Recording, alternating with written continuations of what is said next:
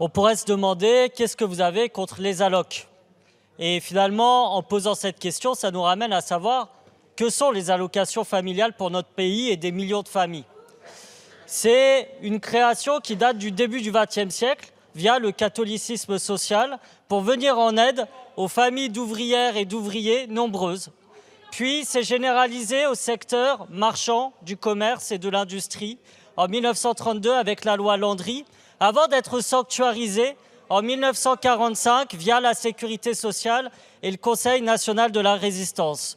Ce legs du Conseil national de la résistance est notre héritage. Je sais, collègues du Rassemblement national, que ce n'est pas votre héritage.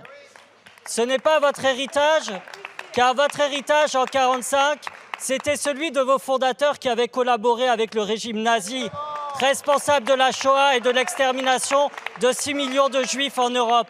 Et je n'ai pas peur de vous dire droit dans les yeux que non, les chambres à gaz ne sont pas un point de détail de l'histoire.